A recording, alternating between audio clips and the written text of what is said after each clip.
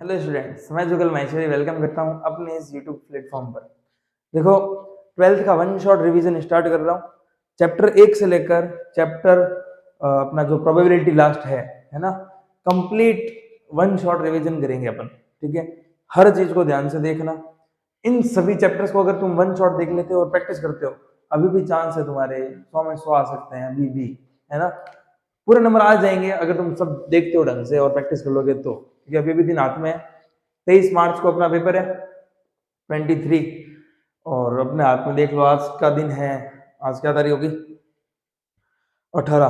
आज केमिस्ट्री का पेपर देके आई हो तुम लोग, तो 19, 20, 21 3 दिन पूरे हाथ में। और आज तो जो भी है, स्टार्ट करते हैं चैप्टर 1 से, रिलेशन एंड फंक्शन, संबंध एवं फलन।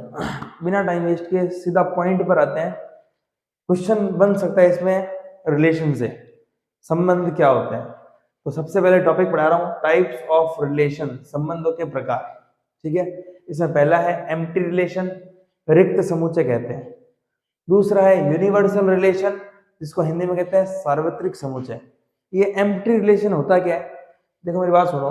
कोई समुच्चय ए है, कोई सेट ए है, इसका कोई भी एलिमेंट अपनी सेट में कोई रिलेशन नहीं रखता। जैसे मैंने कह दिया कि भाई सेट ए मान लिया ये है 1 2 3 4, ठीक है। और मैं इसमें कह दूं कि यार a माइनस बी जो है ना, a माइनस बी वो आना चाहिए 10। a माइनस बी 10 कैसे सर? मैं कह रहा हूँ सेट a है, उसमें एलिमेंट है 1 2 3 4। सेट b है, इसमें एलिमेंट कितना है 1 2 3 4। अब a इसमें से कुछ उठा लो और b इसमें से कुछ उठा लो। मैं कह रहा हूं a माइनस बी आना चाहिए 10। क्या पॉसिबल है क्या? समुच्चय a का कोई भी अवयव उठाओ, समुच्चय b का कोई भी अवयव उठाओ, और इन दोनों का अंतर, इन दोनों का डिफरेंस कितना आना चाहिए 10। मैंने उठाया इसका 4 और इसका उठाया 1, 4 माइनस 1 हाइएस्ट 3 आ रहा है। 3 माइनस 3 0, 3 2 माइनस 4 माइनस 1। तो सेट ए का कोई भी एलिमेंट सेट ए के किसी भी एलिमेंट से या सेट बी के किसी भी एलिमेंट से कोई रिलेशन नहीं रखता, उसको बोलते हैं एम्प्टी रिलेशन, रिक्त समुच्चय। ये हो गया एम्प्टी रिलेशन। यूनिवर्सल रिलेशन या सार्वत्रिक समुच्चय क्या है? समुच्चय ए का हर अवयव समुच्चय बी के या समुच्चय ए के हर अवयव से संबंध रखता है। सेट ए का एवरी एलिमेंट सेट बी के एवरी एलिमेंट से रिलेशन रखता है, वो क्या होगा? यूनिवर्सल। एग्जांपल यही ले लेते हैं एग्जांपल कि समुच्चय ए सेट ए लिया है 1 2 3 4। ओके, मैं कह दिया कि a माइनस बी का मॉड है ना, वो हमेशा 0 या 0 से आएगा बड़ा। अब कुछ भी उठा लो तुम, 4 माइनस 1 3, 3 का मॉड 3, 3 0 से बड़ा है। 1 माइनस 4 माइनस 3 का मॉड प्लस 3, प्लस 3 0 से बड़ा है। यानी मैं इसमें से कुछ भी कोई भी एलिमेंट उठा रहा हूं, उसकी कंडीशन ये हमेशा सेटिस्फाई हो रही है, यानी हर अवयव किसी दूसरे अवयव से संबंध रखता है ना। तो ये क्या हो गया? सार्वत्रिक समुच्चय। इनको बेटा ट्राइवल रिलेशन भी बोलते हैं, ये ध्यान रखना। ट्राइवल, ट्राइवल को हिंदी में बोलते हैं तुच्छ, तुच्छ संबंध भी बोलते हैं, एम्प्टी को और यूनिवर्सल को। तो एक टाइप तो ये है जो रेयर है, ठीक है ना, लेकिन फिर भी टाइप पता होना चाहिए, एम्प्टी रिलेशन, यूनिवर्सल रिलेशन, रिक्त समुच्चय और सार्वत्रिक समुच्चय। अब जिससे हर साल पेपर में क्वेश्चन आ रहे हैं, हर साल आ रहे हैं, क्या क्या है? एक आता है तुल्यता संबंध, इक्विवेलेंस रिलेशन। इक्विवेलेंस रिलेशन या तुल्यता संबंध होता क्या है? ऐसा संबंध या ऐसा रिलेशन जो रिफ्लेक्सिव भी हो, सिमेट्रिक भी हो और ट्रांजिटिव भी हो। ऐसा संबंध जो स्वतुल्य भी हो, सम्मित भी हो और संक्रामक भी हो, उसको क्या बोलते हैं? तुल्यता संबंध। ठीक है, तो सर हमें कैसे पता लगेगा ये कब होंगे? स्वतुल्य कब होता है, सम्मित कब होता है और संक्रामक कब होता है? एक बार में समझ लो। मान लो एक समुच्चय ए है ना, उस समुच्चय ए में बहुत सारे अवयव होंगे। मैंने मान लिया इस समुच्चय में बहुत सारे अवयव हैं। मैंने सोचा कि यार A1 जो है, A1 एलिमेंट ये बिलोंग करता है सेट ए को, या A2 एलिमेंट बिलोंग करता है सेट ए को। तो बेटा A1 कॉमा A1 उस संबंध को बिलोंग करना चाहिए। स्वतुल्य ये होता है कि सेट ए का कोई एलिमेंट है जो सेट ए को बिलोंग करता है, तो A1 एलिमेंट है जो समुच्चय A को बिलोंग करता है। बिलोंग का मतलब ये अवयव उसमें है। तो A1, A1 संबंध को बिलोंग करेगा तो वो स्वतुल्य होगा। एग्जाम्पल से पूरा समझ में आ जाएगा। सिमेट्रिक क्या है? सिमेट्रिक है, मान लो कि सेट ए है, कोई सेट ए में कोई दो एलिमेंट है, मान लो A1 और A2। एलिमेंट बहुत सारे हैं सेट में, मैंने कोई दो एलिमेंट उठा लिए, वो दो एलिमेंट सेट ए के अंदर है। A1 A2 बिलोंग करते हैं सेट को। तो भाई A1 A2 अगर संबंध को बिलोंग करता है तो A2 A1 भी करेगा। अगर A2 A1 भी कर गया तो ये सम्मित होगा, नहीं तो नहीं होगा। कहने का मतलब अगर A1 A2 रिलेशन को बिलोंग करता है तो इसका उल्टा A2 A1 भी रिलेशन को बिलोंग करना चाहिए, तो वो सम्मित होगा, नहीं तो नहीं होगा। संक्रामक क्या होता है? संक्रामक ये होता है कि अगर A1 A2 किसी संबंध को बिलोंग करता है, करना ही चाहिए, मतलब जो संक्रामक में मैंने तीन एलिमेंट ले लिए, मान लो A1 A2 और A3, ये उस समुच्चय को बिलोंग करते हैं। ठीक है, अब मैंने ये दो एलिमेंट उठाए A1 A2, मान लो ये संबंध को बिलोंग करते हैं, रिलेशन को बिलोंग करते हैं। अब ये A2 है ना, ये A2, ये वापस यहां उठाओ A2 A3, मान लो ये भी किसी संबंध को बिलोंग करते हैं, उसी संबंध को, तो A1 और A3 भी संबंध को बिलोंग करने चाहिए, रिलेशन को बिलोंग करने चाहिए। अगर कर गए तो ये संक्रामक होगा, ट्रांजिटिव होगा। अगर ये तीनों होते हैं तो उस संबंध को क्या बोलते हैं? तुल्यता संबंध, इक्विवेलेंस रिलेशन। ठीक है क्या? अब यार चलो मैं एक एग्जांपल ले लेता हूं, है ना, ताकि तुम्हें समझ में आए। वेट करो, एक एग्जांपल अच्छा ले लेते अपन।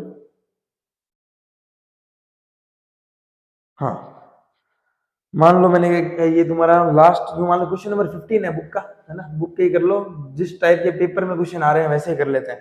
क्वेश्चन नंबर 15 में कह रखा है सेट ए है 1 2 3 4, ओके, और एक संबंध, एक रिलेशन दे रखा है।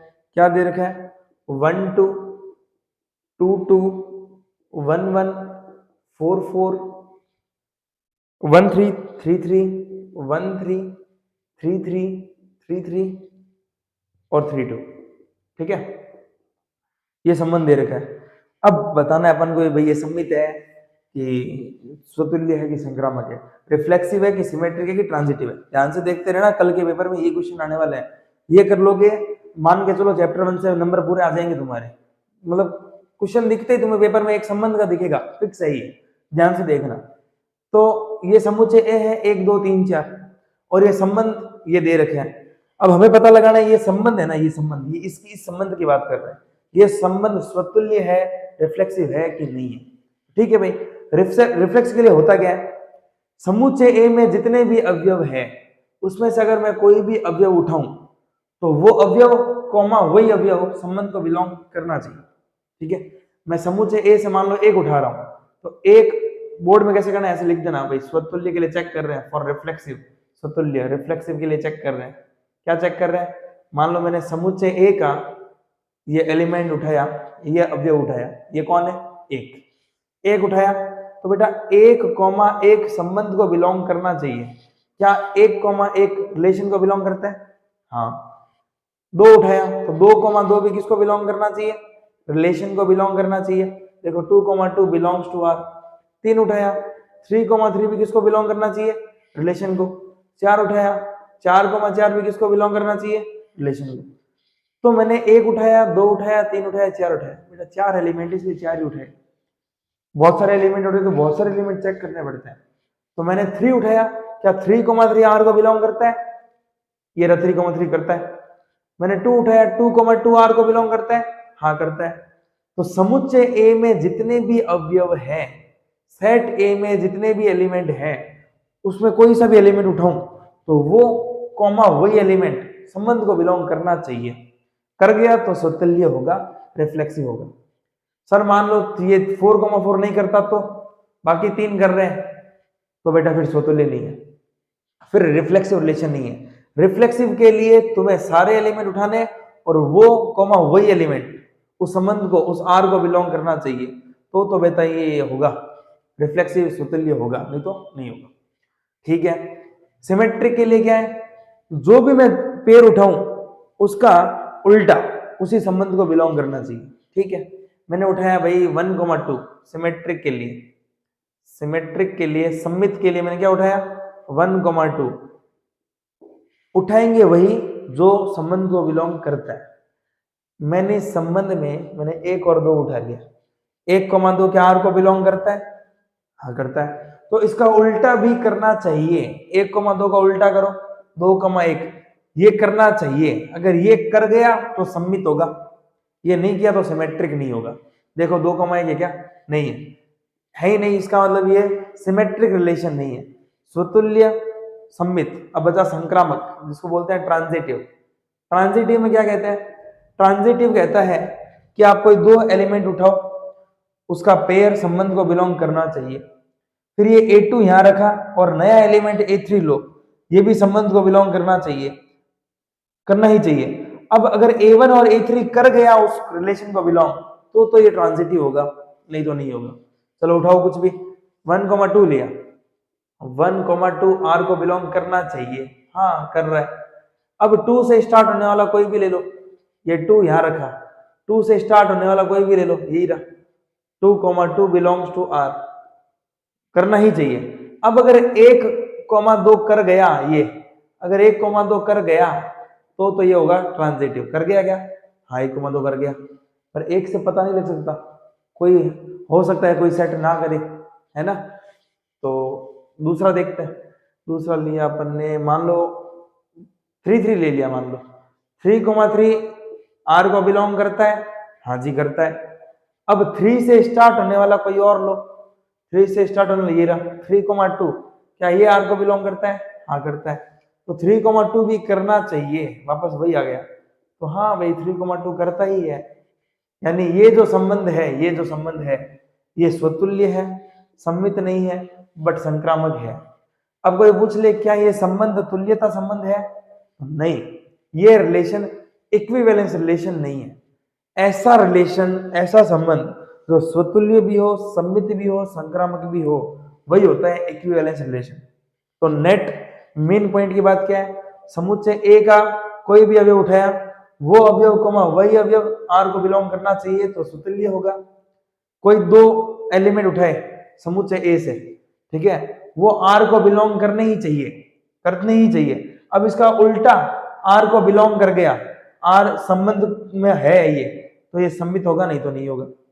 संक्रामक में क्या होगा, कोई 3 एलिमेंट ले लिए, पहले 2 एलिमेंट संबंध को बिलोंग करते हैं, फिर A2 लिया, A3, A2, A3 भी संबंध को बिलोंग करता है, तो A1 और A3 भी संबंध को बिलोंग करने चाहिए, रिलेशन को बिलोंग करने चाहिए।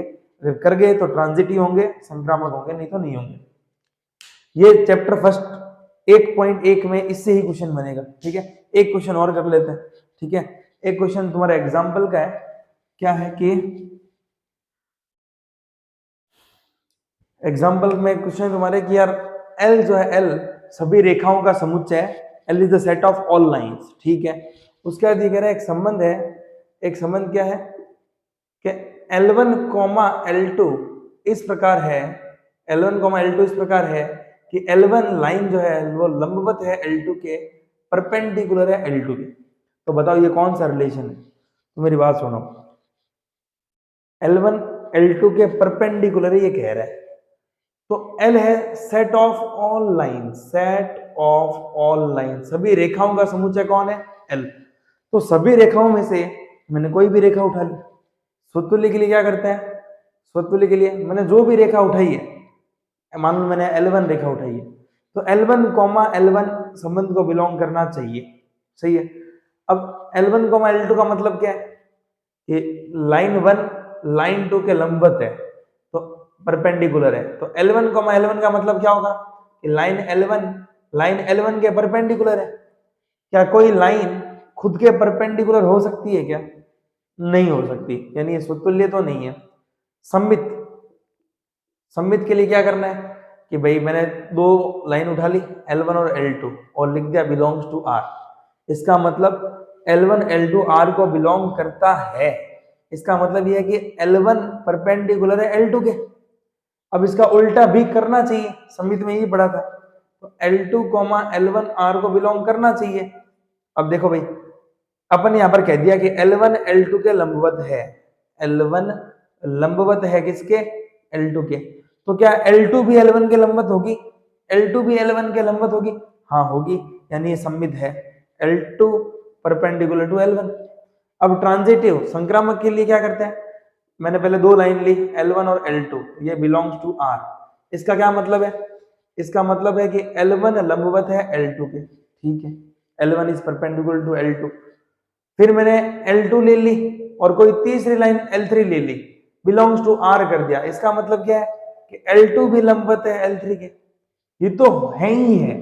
अब ट्रांजिटिव करने के लिए ये भी होना चाहिए, ये हो गया तो ट्रांजिटिव, ठीक है। ले लो L1, L3 belongs to R, इसका मतलब क्या है कि L1 परपेंडिकुलर L3 के। चलो चेक करते हैं, L1 L2 R को बिलोंग करता है, इसका मतलब L1 L2 के परपेंडिकुलर, L1 परपेंडिकुलर है किसके, L2 के, okay. L2 L3 belongs to R, मतलब L2 L3 के परपेंडिकुलर, L2 L3 के क्या है, perpendicular. L1 L3 belongs to R होने चाहिए, मतलब L1 L3 के परपेंडिकुलर होना चाहिए, हो गया तो ट्रांजिटिव होगा। तो क्या L1 और L3 परपेंडिकुलर है क्या, नहीं, L1 और L3 तो पैरेलल है, समांतर है, तो ये परपेंडिकुलर नहीं है, अतः यह संक्रामक नहीं है। तो स्वतुल्य कैसे करते हैं, सममित कैसे करते हैं, संक्रामक कैसे करते हैं, यही त्रिभुज में है कि यार तुम्हें कह देगा T जो है T वो सेट ऑफ ऑल ट्राइंगल है, मान लो सेट ऑफ ऑल ट्राइंगल, सभी त्रिभुजों का समुच्चय T है, सभी त्रिभुज का समुच्चय T है, ठीक है।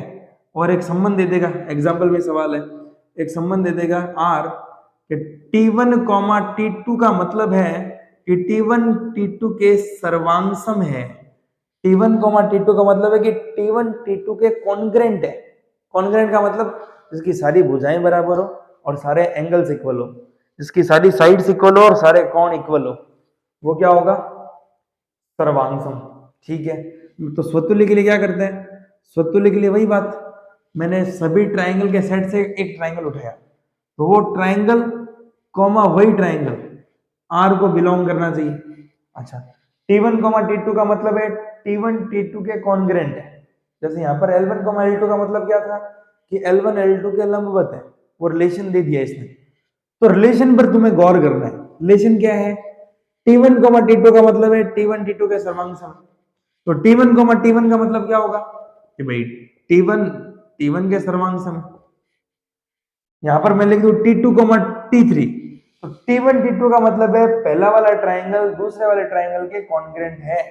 तो T2, T3 का मतलब क्या होगा, T2 कॉन्ग्रेंट है T3 के। तो T1, T1 का मतलब क्या होगा, T1 कॉन्ग्रेंट है T1 के। कॉन्ग्रेंट का मतलब क्या एक ट्राइंगल खुद के ही कॉन्ग्रेंट होता है, बिल्कुल होता है। एक ट्राइंगल, एक त्रिभुज अपने ही त्रिभुज के सर्वांगसम ही होता है, सारी भुजाएं बराबर है, सारे कोण बराबर है, ठीक है। आगे चलते हैं, सममित के लिए क्या करते हैं, सममित के लिए कोई ऐसे दो ट्राइंगल उठा रहा हूं, कोई ऐसे दो ट्राइंगल उठा रहा हूं जो R को बिलोंग करते हैं। R क्या है, T1, T2 का मतलब है T1 T2 के सर्वांगसम है। तो T1, T2 का मतलब क्या होगा भाई, T1 T2 के सर्वांगसम है। तो इसका उल्टे भी होने चाहिए, T2, T1 भी R को बिलोंग होना चाहिए। तो T1 और T2 का मतलब है T1 T2 के सर्वांगसम है, और T2, T1 का मतलब क्या होगा, T2 T1 के सर्वांगसम है। जब T1 T2 के सर्वांगसम है, कॉन्ग्रेंट है, तो T2 भी तो T1 के कॉन्ग्रेंट ही होगा। जब इसकी भुजाएं इसकी भुजाओं के बराबर है, तो इसकी भी भुजाएं इसकी भुजाओं के बराबर होगी, ठीक है। और लास्ट क्या बचता है, संक्रामक। संक्रामक क्या कहते हैं कि T1, T2 belongs to R, इसका मतलब T1 T2 के सर्वांगसम है, इसकी भुजाएं इसकी भुजाओं के बराबर है, इसके कोण इसके कोण के बराबर है। तो T2, T1 belongs to T3 ले लेते हैं, तो T1 T2 R को बिलोंग करता है, फिर T2 ले लिया, T2 T3 भी R को बिलोंग करता है, तो T1 T3 भी R को बिलोंग करने चाहिए। अच्छा चलो देखते हैं भाई, इसका मतलब क्या है, T1 सर्वांगसम है, कॉन्ग्रेंट है T2 के, इसका मतलब क्या है, T2 कॉन्ग्रेंट है T3 के, इसका मतलब क्या है, T1 कॉन्ग्रेंट है T3 के। एक बात बताओ, T1 T2 के कॉन्ग्रेंट है, T2 T3 के कॉन्ग्रेंट है, तो T1 T3 भी तो कॉन्ग्रेंट हो गए। इसकी भुजाएं इसकी भुजाओं के बराबर है, इसकी भुजाएं इसकी भुजाओं के बराबर, तो ये भुजाएं बराबर होंगी। यानी ये ट्रांजिटिव है, ये सिमेट्रिक है और ये रिफ्लेक्सिव भी है। यानी ये वो रिलेशन है, इक्विवेलेंस रिलेशन, स्वतुल्य भी है, सममित भी है, संक्रामक भी है। समझ आ गई बात? इस पर तुम लोगों को प्रैक्टिस करनी है, पेपर में ऐसे क्वेश्चन आ रहे हैं स्वतुल्य, समित, संक्रामक के, है ना। इस बस रिलेशन ध्यान रखना है। इस लाइन वाले में बोल दिया था L1, L2 का मतलब क्या है? L1, L2 का मतलब है L1 परपेंडिकुलर टू L2। अब मैं यहाँ पर कुछ भी डाल दूं ना, L6, L7, L1, L2 का मतलब है पहली वाली लाइन दूसरी वाली लाइन के लंबवत है। L6, L7 का मतलब क्या होगा? L6 perpendicular to L7। इतना ही है। स्वतुल्य, समित, संक्रामक ढंग से देखते रहे, ढंग से देखते रहे, तुम्हारे नंबर आएंगे, है ना। कॉन्फिडेंस रखें और बस प्रैक्टिस कर लें। अब बात आते हैं टाइप्स ऑफ फंक्शन की। अब बात आती है टाइप्स ऑफ फंक्शन, फलनों के प्रकार। अब फलन कितने प्रकार के होते हैं तो मैं बता देता हूं। तुम्हारे बुक में ज्यादा सवाल तो एक ही फलन से आ रखे हैं। एक होता है वन वन फंक्शन, ठीक है। एक होता है मैनी वन, एक होता है ऑन टू और एक होता है इन टू। 4 फंक्शन होते हैं। वन वन को बोलते हैं एक एक ही। इंग्लिश में एक और नाम है इसका इंजेक्टिव। दूसरा है मैनी वन मतलब बहु एक ही। इंग्लिश में मैनी वन ही बोलते हैं इसको, है ना। और ऑन टू को बोलते हैं बेटा सर्जेक्टिव। और आच्छादक फलन हिंदी में क्या बोलते हैं? आच्छादक। इनटू को बोलते हैं अंतःक्षेपी। एक नाम और आता है बेटा one one plus onto को बोलते हैं बाइजेक्टिव फंक्शन। हिंदी में बोलते हैं एक एक ही आच्छादी।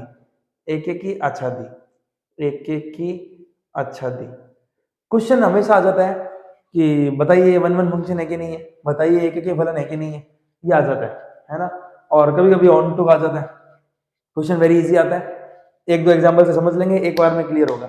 और इसकी एक ट्रिक और बता दूंगा, अगर ऑप्शन में क्वेश्चन आए तो सीधा वन वन कैसे पहचान लेंगे अपन, मैनी वन कैसे पहचान लेंगे, ठीक है। देखते रहिए बस। तो वन वन फंक्शन कैसे निकालेंगे, मैनी वन कैसे निकालेंगे, ऑन टू और इन टू। सबसे पहले समझ लो वन वन होता क्या है। वन वन क्या होता है कि हर एलिमेंट ए बी सी और इसमें मान लो पी क्यू आर, समुच्चय ए और समुच्चय बी, सेट ए के हर एलिमेंट की सेट बी में एक इमेज ही होनी चाहिए। समुच्चय ए का समुच्चय बी में एक प्रतिबिंब होना चाहिए। मान लो ए का प्रतिबिंब पी, बी का क्यू, सी का आर। तो समुच्चय ए का ए के एलिमेंट की एक इमेज है पी, बी की एक इमेज है, सी की एक इमेज है, तो ये क्या है वन वन, ठीक है। मैनी वन क्या होगा? मैनी वन होगा A B C P Q R. अब ए की इमेज क्यू है, बी की भी क्यू है, तो मैनी वन, दो जने एक से जुड़ रहे हैं, तो मैनी वन ये है बहु एक की। बहु मतलब ज्यादा लोग एक से जुड़ रहे हैं, बहु एक की। और ये वन वन से जुड़ रहा है, तो एक की, ठीक है क्या। ऑन टू क्या होगा? सर्जेक्टिव ये होता है भाई, सीधी बात समझ लो, जिसका कोडोमेन अगर तुम्हारे रेंज के इक्वल आ गया, कोडोमेन रेंज के इक्वल आ गया, तो बेटा वो क्या होता है? आच्छादक। और कोडोमेन अगर रेंज के इक्वल नहीं है, codomain not equal to range, तो ये क्या होगा? अंतःक्षेपी। कोडोमेन को बोलते हैं सहप्रांत अगर बेटा परिसर के बराबर आ गया तो है ये आच्छादक, और सहप्रांत अगर परिसर के बराबर नहीं आता तो क्या है? अंतःक्षेपी। सर ये सहप्रांत क्या होती है भाई? सुन लो, जहां तीर जुड़ रहे हैं, है ना, ये वाला एरो, ये होती है रेंज। भाई जिनको पता है उनको कंसेप्ट तो पता ही है, अब जिनको नहीं पता वो खाली ऐसे सोच लो कि अगर ये एरो जुड़ गए तो ये रेंज है, और सेट बी के सारे एलिमेंट होते हैं सहप्रांत। जैसे इसमें मान लो ये दो तीर जुड़ रहे हैं और सी ये आ रहे, पी से कोई नहीं जुड़ा, ठीक है। अब इसकी रेंज, परिसर क्या है इसका परिसर खाली क्यू और आर, इसका परिसर क्या है? क्यू और आर। तो सर सहप्रांत क्या होगा बेटा? इसका सहप्रांत होगा जिसको बोलते हैं कोडोमेन। कोडोमेन, और ये है रेंज, रेंज, ठीक है। कोडोमेन क्या होगी इसकी, सहप्रांत क्या होगा, पी क्यू आर, ये सारे एलिमेंट होंगे पी क्यू आर। क्या सहप्रांत और परिसर बराबर है क्या, बराबर नहीं है, नहीं है, मतलब ये कौन सा फलन है, इनटू है, अंतःक्षेपी है, ठीक है। अगर अगर ये मान लो ऐसे हो जाता है ये, तो अब परिसर कितना है, पी क्यू आर, और सहप्रांत भी कितना है, पी क्यू आर, रेंज भी पी क्यू आर है, और कोडोमेन भी पी क्यू आर, तब होता है ये ऑनटू फंक्शन कोडोमेन रेंज के बराबर है, सहप्रांत परिसर के बराबर है। अब इनको पेपर में कैसे करना है वो देख लो, मैंने समझाया कि भाई होते क्या है, अब पेपर में कैसे करना है फटाफट देख लेते हैं पेपर में। हाँ, तो सबसे पहले बात करता हूँ वन वन फंक्शन की, सबसे पहले बात करते हैं वन वन की। वन वन फंक्शन एक के फलन, एक के फलन क्या होता है यार, f ऑफ x1 बराबर f ऑफ x2 रखने पर अगर x1 बराबर x2 आ जाए तो वो एक ही फलन है। एग्जाम्पल, जैसे मैंने एक फंक्शन दिया जो नेचुरल नंबर से नेचुरल नंबर में डिफाइन है, ठीक है, एक फंक्शन है जो नेचुरल नंबर से नेचुरल नंबर में डिफाइन है, और बताना है वो एक ही एक नहीं है, और फंक्शन क्या दिया मैंने, मान लो f(x) बराबर x, ठीक है। फंक्शन में x1 रखो, फंक्शन में x1 रखा और फंक्शन में x2 रखा, f ऑफ x1 बराबर f ऑफ x2 रखा, चलो फंक्शन में x रखते हैं तो x आ रहा है, फंक्शन में 2 रखूंगा तो 2 आएगा, फंक्शन में मार्कर रखूंगा तो मार्कर आएगा, फंक्शन में x1 रखूंगा तो x1 आएगा, फंक्शन में x2 रखूंगा तो x2 आएगा। fx1 बराबर fx2 रखने पर अगर x1 बराबर x2 आ जाए तो वो क्या होगा, वन वन फंक्शन होगा, एक एक ही होगा, but other condition not possible, other condition not possible, पर दूसरी कंडीशन पॉसिबल नहीं होनी चाहिए। इसमें तो देखो दूसरी कंडीशन बनी ही नहीं, अगर दूसरी कंडीशन बन जाती है वो पॉसिबल नहीं होनी चाहिए, तब तो ये होगा क्या, वन वन। अगर वन वन हो गया तो ठीक है, नहीं हुआ तो क्या होगा, मैनी वन, बहु एक ही। एग्जाम्पल देता हूँ, देखो तुम्हें एक फंक्शन डिफाइन है रियल नंबर से रियल नंबर, बेटा यही होती है डोमेन जिसको बोलते हैं प्रांत, ठीक है, और ये होती है कोडोमेन जिसको बोलते हैं सहप्रांत। मैंने अभी जो सेट बनाए थे ना, ये ए बी वाले, ये 1 2 3, ये बेटा ये प्रांत है, 1 2 3, 1 2 3 4, और मान लो एरो जोड़ दिए तो 1 2 3 परिसर है, और 1 2 3 4 क्या है, सहप्रांत है। तो ये डोमेन है, प्रांत है, और ये सहप्रांत है, तो परिसर, बेटा परिसर जब x की वैल्यू पुट करते हैं ना तो fx यानी y की वैल्यू आती है, वो y की वैल्यू होती है परिसर, है ना। खैर देखो ध्यान दो, मैंने मान लो फंक्शन दे दिया fx बराबर x², और ये आ गया क्वेश्चन पेपर में, और इंपॉर्टेंट लगा लेना इसको, है ना, आता रहता ही है fx इक्वल टू x², है ना, इट इज इंपॉर्टेंट, ठीक है। ये आ गया कल के पेपर में कि बताओ ये एक के फलन है कि नहीं है, ठीक है, देखते हैं। f(x1) बराबर f(x2) रखने पर अगर x1 बराबर x2 आ गया और अदर कंडीशन नॉट पॉसिबल हो गई तो ये वन वन होगा, नहीं तो नहीं होगा। रख दो, fx बराबर x², फंक्शन में x1 रखा तो क्या आएगा, ये x1² बराबर, फंक्शन में x2 रखा, फंक्शन में x रखते हैं तो x का स्क्वायर, फंक्शन में x1 रखा तो x1 का स्क्वायर, फंक्शन में x2 रखा तो x2 का स्क्वायर, x2 स्क्वायर इधर लाओ तो x1² माइनस x2² बराबर 0, बेटा a² माइनस b², ये होता है a minus b, a plus b, identity होती है ये, ठीक है। इसको 0 के बराबर रखा, x1 माइनस x2 बराबर 0, तो x1 बराबर क्या आ गया, x2। fx1 बराबर fx2 रखने पर अगर x1 बराबर x2 आ जाए, इसका मतलब ये एक ही होना चाहिए, पर ये एक ही नहीं है, क्यों, इसके साथ अदर कंडीशन बन रही है। अदर कंडीशन क्या है, x1 प्लस x2 बराबर 0, क्या दो रियल नंबर का सम 0 हो सकता है, सर आप रियल क्यों बोल रहे हो, बेटा डोमेन क्या है, रियल नंबर, x ही तो क्या होती है, डोमेन, डोमेन पुट करते हैं, प्रांत रखते हैं, तब ये जो y की वैल्यू आती है, fx की वैल्यू, ये होती है परिसर, ठीक है। अब ये कौन है, x मतलब डोमेन, डोमेन कौन है, रियल नंबर है, क्या दो रियल नंबर का सम 0 हो सकता है, बिल्कुल हो सकता है। एक रियल नंबर 2 ले लिया, एक रियल नंबर -2 ले लिया, 2 माइनस 2 0, यानी ये पॉसिबल हो गई, पॉसिबल हो गई, इसका मतलब ये वन वन नहीं है, ये मैनी वन है, मैनी वन है, ये बहु एक ही फलन है। इसको थोड़ा और ऐसे समझाऊं तो ऐसे देखो, मान लो वैसे डोमेन है रियल नंबर और को डोमेन भी क्या है, रियल नंबर। तो इसमें -2 माइनस अनंत से लेकर प्लस अनंत तक नंबर है, इसमें भी माइनस अनंत से लेकर प्लस इंफिनिटी तक नंबर है। मैंने -2 रखा, -2 का स्क्वायर क्या होगा 4, तो -2 की इमेज है 4, -2 का प्रतिबिंब है 4। मैंने 2 रखा, 2 का स्क्वायर भी कितना 4, मैनी 1। तो एक्स स्क्वायर कैसा फंक्शन है मैनी 1, कब जब डोमेन है R से R। अच्छा, इसी क्वेश्चन को थोड़ा चेंज करता हूं, अगर डोमेन में कर दो नेचुरल नंबर से नेचुरल नंबर, प्राकृत संख्या से प्राकृत संख्या, प्राकृत संख्या जो 1 से स्टार्ट होती है। अब इसको ऐसे ही सॉल्व करेंगे, ऐसे ही सॉल्व करेंगे, ऐसे ही सॉल्व करेंगे। फिर से दो कंडीशन बनी, fx1 बराबर fx2 रखने पर x1 बराबर x2 आ गया, मतलब एक एक ही होना चाहिए। बट अदर कंडीशन देखी, क्या दो प्राकृत संख्याओं का योग 0 हो सकता है? क्या दो नेचुरल नंबर का सम 0 हो सकता है? नहीं हो सकता। नेचुरल नंबर 1 से स्टार्ट होता है, 1 + 1 2, मिनिमम ही 2 आ रहा है, यानी ये नॉट पॉसिबल है। तो इस कंडीशन में एक्स स्क्वायर कैसा फंक्शन है? इस कंडीशन में एक्स स्क्वायर 1 1 फंक्शन है, एक एक फलन है। इसका भी एग्जांपल देख लो, डोमेन क्या है नेचुरल नंबर, तो 1 2 3 से लेकर इन्फिनिटी, 1 2 3 से लेकर इन्फिनिटी। 1 रखा, 1 का स्क्वायर 1, 2 रखा, 2 का स्क्वायर 4, 3 रखा, 3 का स्क्वायर 9। हर एलिमेंट की इमेज आ रही है, यहां खाली रहे उससे मतलब नहीं है, इसके हर अवयव का प्रतिबिंब है ना, इसके हर एलिमेंट की इमेज है ना, मतलब 1 1 से जुड़ रहा है ना, मतलब ये 1 1 है, एक एक फलन है। ठीक है, तो ये एक एक फलन हो गया। और जो एक एक नहीं है वो क्या होगा मैनी 1 होगा, बहु एक एक होगा। यही होता है 1 1 फंक्शन और मैनी 1 फंक्शन। ठीक है क्या? अब 1 1 सीख लिया, मैनी 1 सीख लिया। कोडोमेन अगर रेंज के बराबर हो तो क्या होगा ऑन टू होगा, और कोडोमेन रेंज के इक्वल नहीं होगा तो इनटू होगा। कोडोमेन और रेंज मतलब सहप्रांत और परिसर की बात कर रहा हूं मैं, सहप्रांत परिसर के बराबर होगा तो ये होगा ऑन टू फंक्शन। ठीक है, इसमें एक क्वेश्चन और देख लेता हूं जिसमें तुम अड़ सकते हो। तो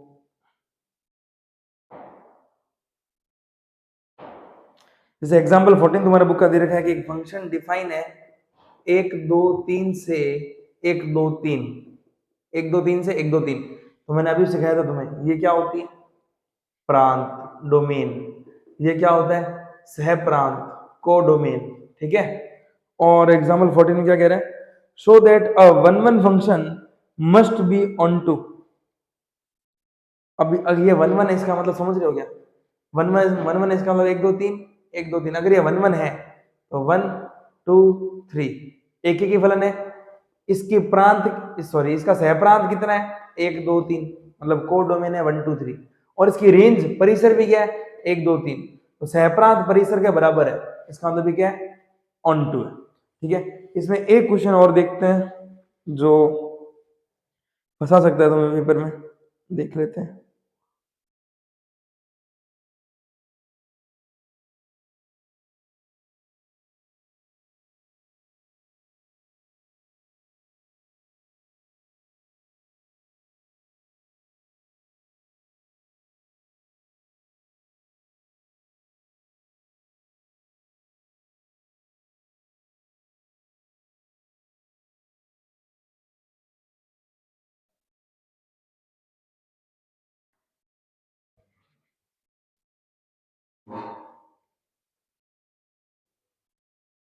देखो अगला क्वेश्चन करने से पहले एक काम करते हैं, तो 1 1 तो कर लिया अपन ने। ठीक है, ऑन टू में मैंने क्या बताया था आच्छादक फलन ऑन टू।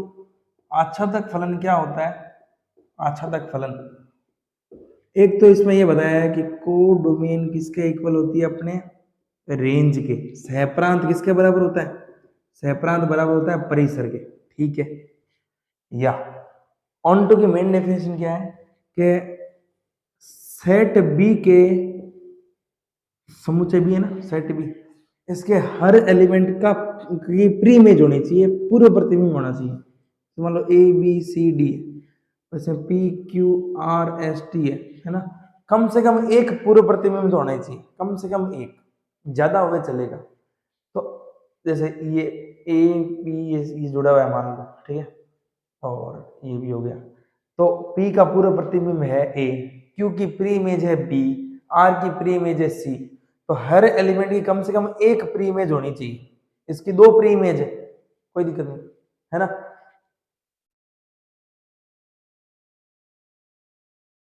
ये तो मैंने, हाँ इसमें तो हर एलिमेंट का पूरा प्रतिबिंब होना ही चाहिए, ठीक है। ये होता है ऑन टू। पर पेपर में क्वेश्चन कैसे सॉल्व करना है, ये सहप्रांत परिसर के बराबर है, या तो एक तरीका ही, या तुम एक काम करो, एफ एक्स को वाई लिख देना, एफ एक्स को क्या लिख देना, वाई।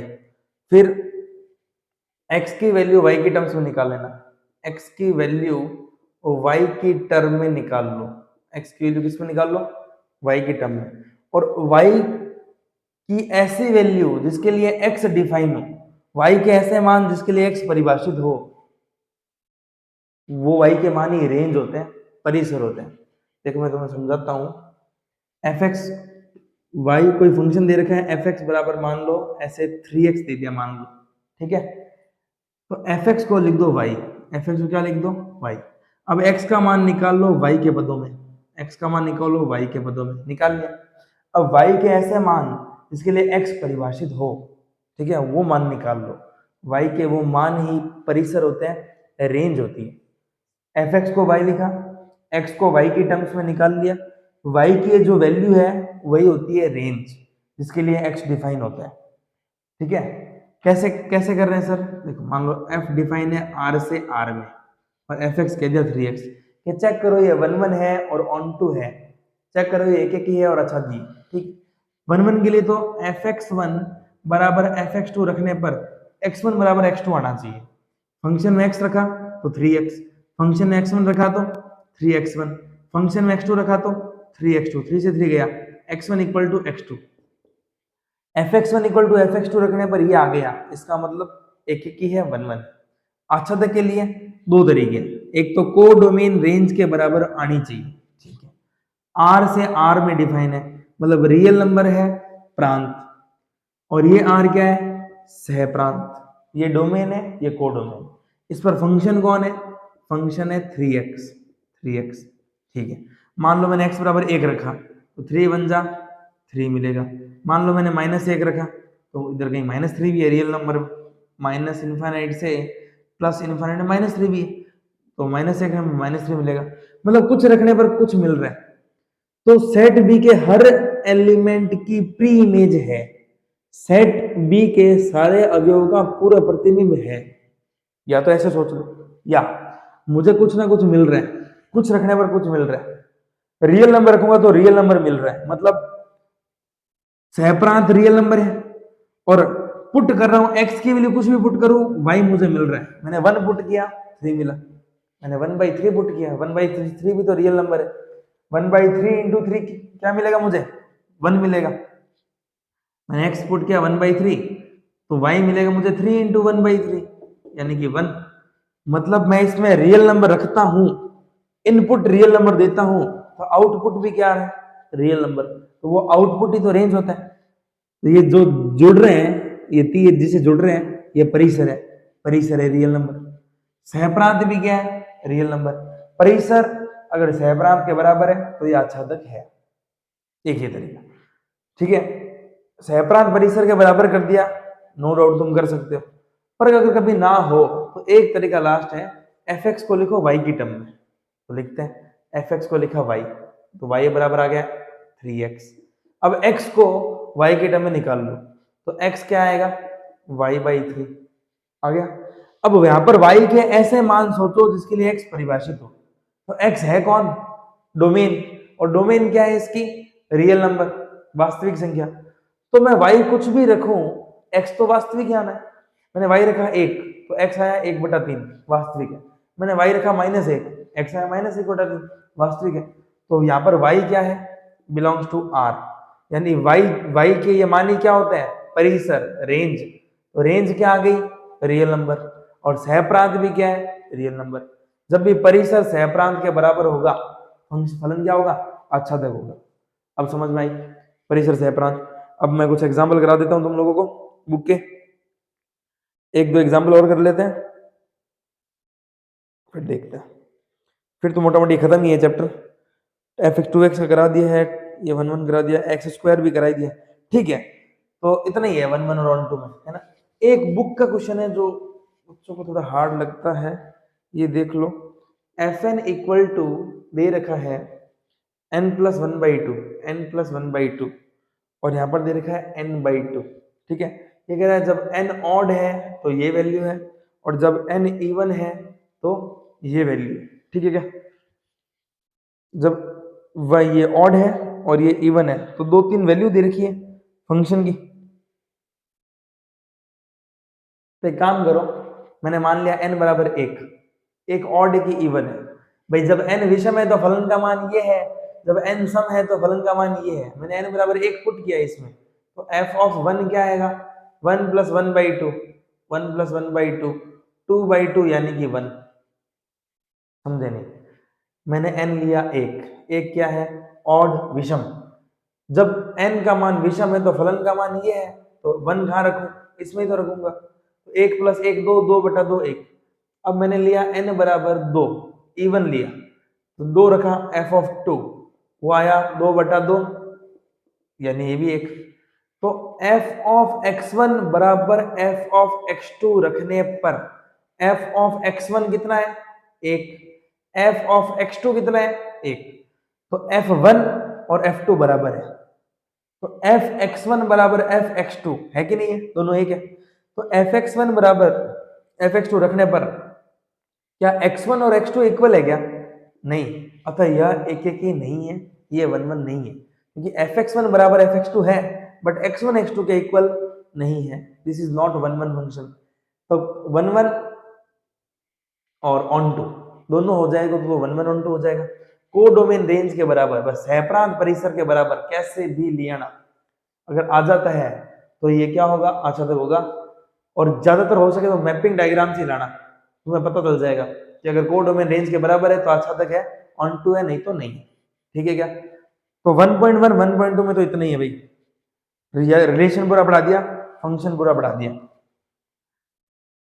इनटू से क्वेश्चन आते नहीं है, वैसे जो फंक्शन ऑन टू नहीं होते तो वो इनटू होते हैं, कोडोमेन रेंज के बराबर नहीं होगी, ठीक है। इसमें एक क्वेश्चन ऐसा आ जाता है कि पूछा है नंबर ऑफ 1 1 फंक्शन बताओ, number of 1 1 function, number of 1 मतलब एक की कितने फलन एक एक के बनेंगे। नंबर ऑफ ऑन टू बताओ, कितने फलन आच्छादक बनेंगे, number of onto function, ये पूछ लेता है ना। तो ये तो ऐसा है कि जैसे मान लो कि 1 2 1 2 सेट ए है सेट बी है, ये बोलेगा 1 1 कितने बनेंगे, तो मेरी बात सुनो, 1 1 से जुड़ेगा, 2 2 से जुड़ेगा, एक तो ये बन जाएगा, ठीक है। 1 2 1 2, 1 2 से जुड़ेगा, 2 1 से जुड़ेगा, एक ये बन सकता है। और 1 2 1 2, एक जुड़ रहा है 1 से, एक जुड़ रहा है 2 से, 1 2 से जुड़ गया, 2 1 से जुड़ गया, कितने बन रहे हैं, 2 ही बन रहे हैं।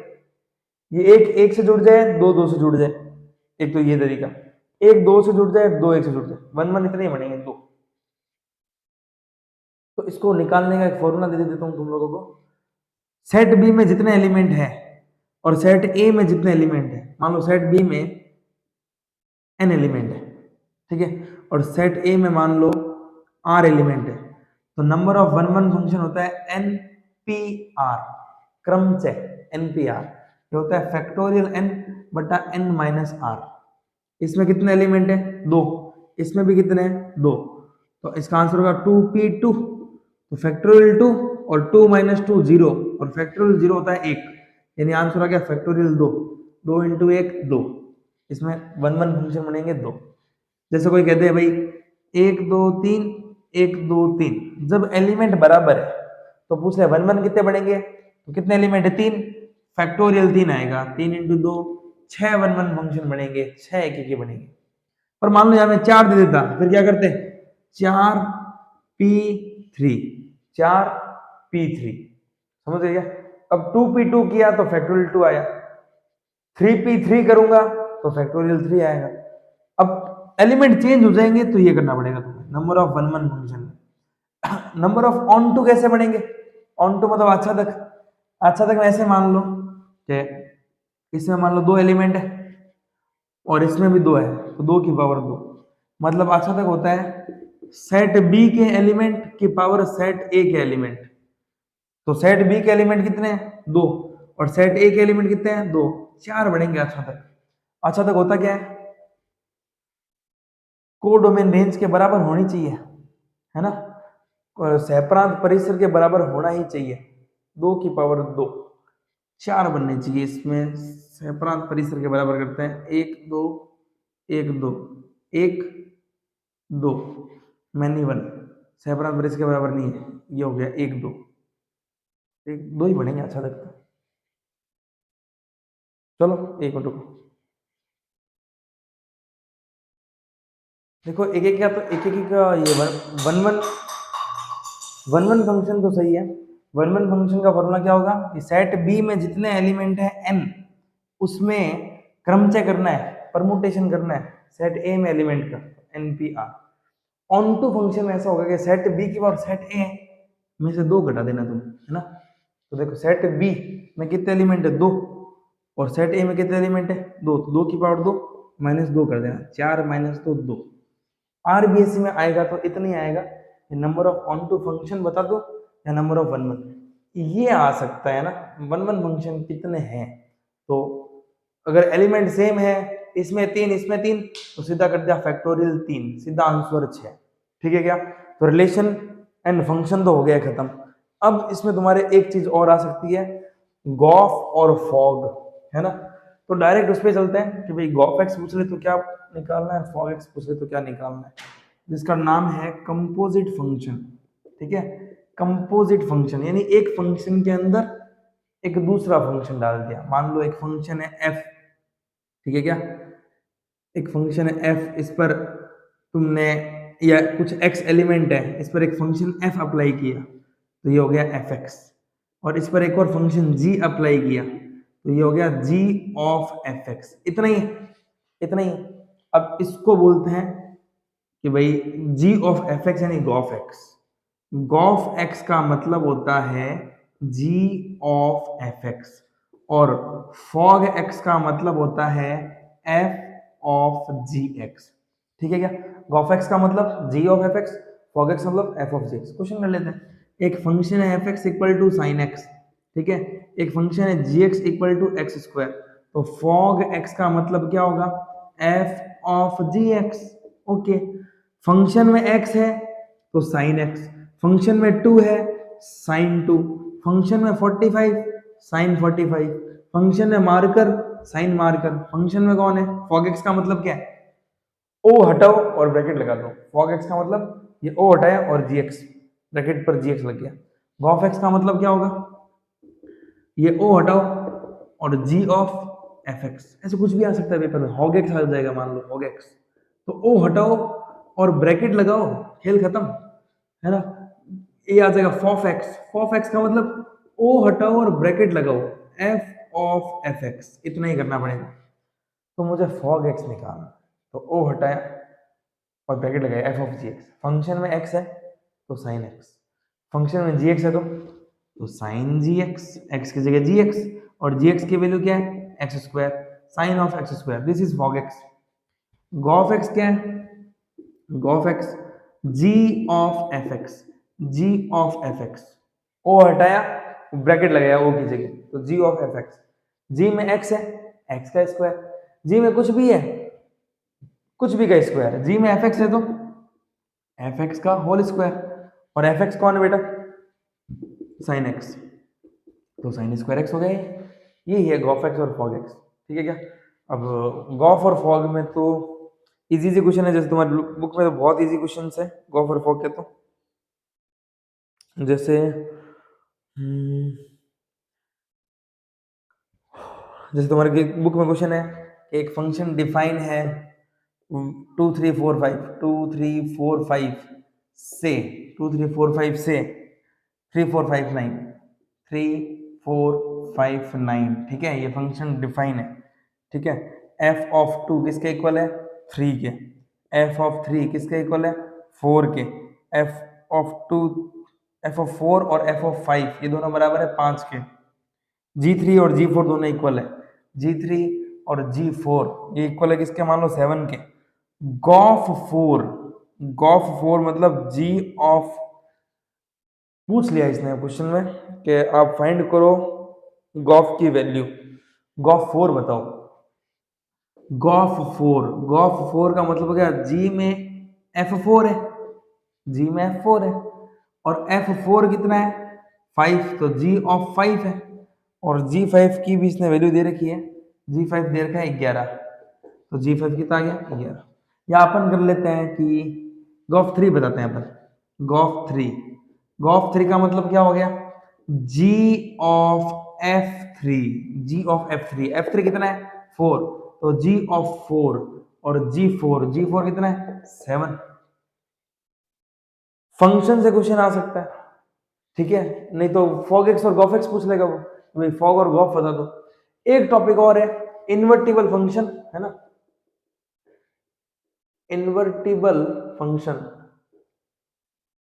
इन्वर्टिबल फंक्शन के यार किसी चीज का इनवर्स निकालो, प्रतिलोम निकालो, तो मैं कह दिया क्वेश्चन है, मान लो कि एफ एक्स बराबर है 4x + 3 और इसका इनवर्स निकालो। ये एक क्वेश्चन ऐसा बन सकता है, इन्वर्टिबल फंक्शन क्या होते हैं, तो ऐसे फंक्शन जो 1 1 भी होते हैं, 1 1, ऐसे फंक्शन जो 1 1 प्लस ऑन टू होते हैं, जो एक एक की और आच्छादक दोनों होते हैं, उसको बोलते हैं प्रतिलोम फलन, यानी उनका प्रतिलोम निकाला जा सकता है। तो एक क्वेश्चन ऑब्जेक्टिव बन गया भाई, प्रतिलोम फलन किसका निकाला जा सकता है, तो ऐसे फंक्शन जो एक एक की भी हो, आच्छादित भी हो, जो 1 1 भी हो और ऑन टू भी हो, उसका इनवर्स निकाला जा सकता है। तो उसका इनवर्स कैसे निकालेंगे, एफ एक्स को लिख दो y, एफ एक्स को क्या लिख दो y, y equal to 4x + 3, ठीक है, x को y की टर्म में निकाल लो, तो 4x क्या होगा y - 3, तो x की वैल्यू क्या आ गई y - 3/4, या क्या x। अच्छा, मैंने fx को y लिखा है, fx को y लिखा है, तो x की वैल्यू क्या आएगी f इनवर्स y, x आएगा f इनवर्स y, तो x की जगह लिख दो f इनवर्स y, या गया y - 3/4, यही इस फंक्शन का इनवर्स है, यही इस फंक्शन का इनवर्स है। क्या किया, fx को y लिखा, 4x y equal to 4x + 3, 3 उधर भेजा, 4x, x को y के टर्म में निकाल लिया मैंने, तो 4x equal to y - 3, x की वैल्यू आ गई y - 3/4, fx को y माना है तो x की वैल्यू होगी f इनवर्स y, तो f इनवर्स y क्या होगा y - 3/4, यही है। तो कुल मिला के तुम्हें ये बात समझ में आनी चाहिए कि इनवर्स निकालते कैसे हैं, और इनवर्स किसका एग्जिस्ट करता है। ऐसे ही फंक्शन का इनवर्स एग्जिस्ट करता है जो 1 1 भी होते हैं और ऑन टू भी होते हैं। इनवर्स निकालते कैसे है, एफ एक्स को y लिखा, x को y के टर्म में फाइंड किया, x की जगह f इनवर्स y लिख दिया। गॉफ और फॉग पता चल गया तुम्हें क्या होता है, इतना ही, इतना ही। एक एग्जांपल लास्ट कर लेते हैं, इसके बाद ये चैप्टर खत्म करते हैं।